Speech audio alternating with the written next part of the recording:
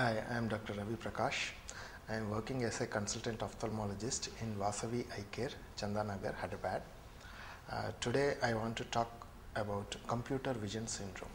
Computer vision syndrome, it is a condition which describes eye and vision related symptoms as a result of prolonged computer use.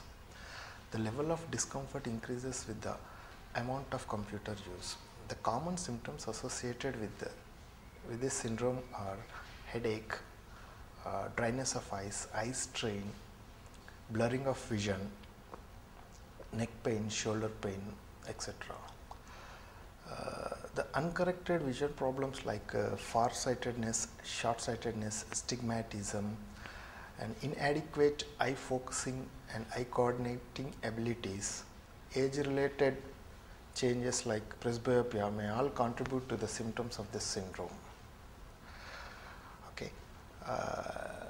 Viewing a computer is different from reading a printed matter. Here the letters are not precisely or sharply defined. At the same time, the contrast of the letters to the background is reduced.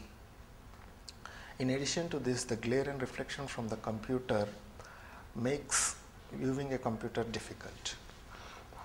Viewing distances and angles used for computer work is often different from routinely used tasks like reading and writing.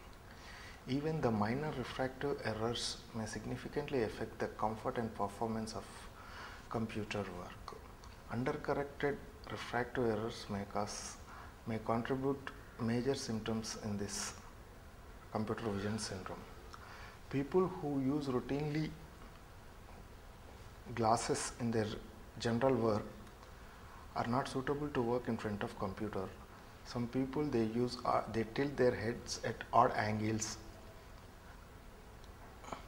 and bend towards the computer to see it clearly may cause muscle spasms, neck pain. And people who have systemic diseases like thyroid diseases, arthritis, carpal tunnel syndrome, Parkinson's syndrome may contribute symptoms to this syndrome. And some people who take systemic medications like antihistaminics, anticholinergics, diuretics, antidepressants, etc. may also cause dryness of the eyes and contribute some symptoms in this syndrome. Computer vision syndrome can be diagnosed through a comprehensive eye examination. Patient history is taken if any symptoms the patient is experiencing or any previous health problems like thyroid diseases, arthritis, etc. has to be taken, and this patient is taking any systemic medicines has to be evaluated. A visual acuity is to be measured to assess the amount of vision may affect. Proper refraction has to be done to detect the refractive error and prescribe appropriate power to compensate this refractive error. A cycloplegic refraction plays an important role, especially in young people below 21 years, as most of the young computer users have refractive errors, especially latent hyperopia.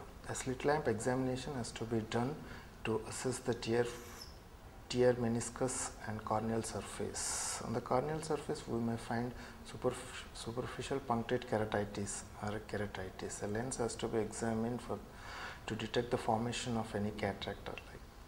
Intraocular pressure has to be measured. Fundus examination has to be done to examine optic nerve, optic disc, vessels, macula, and peripheral retina. A Schimmer's test has to be done to assess the dryness of the eyes.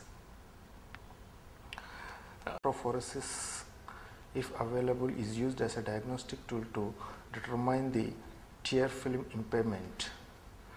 Hormonal assessment like thyroid hormones, sex hormones has to be done to detect any metabolic risk factor contributing to these symptoms. X-ray of the neck is to be taken to assess the cervical vertebral curvature straightening is there, and orthopedic consultation has to be done, and if possible to take MRI of the wrist to rule out the carpal tunnel syndrome. A primary care provider should lead and coordinate the multi-system evaluation. Awareness of both visual findings and systemic findings is important in the management of this computer vision syndrome. A thorough refraction has to be done and prescribed appropriate lenses. Some people who do not use glasses in their daily routine works may benefit from the glasses prescribed specifically to view a computer. Special lens designs, lens power, lens tint and coating are to be used, and medications like artificial tears, nothing but lubricating drop, which should be preservative free, has to be used to reduce the dryness of the eyes. Of course, these symptoms may also be reduced or prevented by following some environmental adjustments like lighting, seating position, position of the monitor, position of the reference materials, etc. The monitor should be approximately 15 to 20 degrees from our eye level as measured from the center of the screen, and it should be about 20 to 28 inches away from the eyes. The lighting, the monitor should be placed that there should not be any glare, especially from the overhead lights and windows. All the windows are to be covered with the drapes or blanks, and the overhead lights are replaced by desktop lamps with low wattage. If it is not possible, glare filters, screen glare filters are to be used. And regarding the seating, the chair is comfortably padded. The height of the chair is adjusted so that our foot are comfortably rest on the floor. And while typing, the wrist should not touch the keyboard. And apart from this, taking a rest breaks is very important. For every 20 minutes of work, you should see a distant object around 20 feet away for 20 seconds. This is a 20-20 rule, which helps to relieve the spasm of the eye muscles, and at the same time frequent blinking will prevent from dryness of the eyes. So, patients should avoid medications which cause dryness of the eyes like antihistaminics, anticholinergics, antidepressants, etc.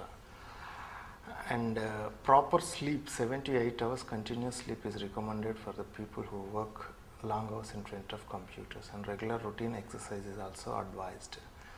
Some of the complications, if these symptoms are neglected, we may see superficial punctate keratitis, neck pain, muscle spasms, etc.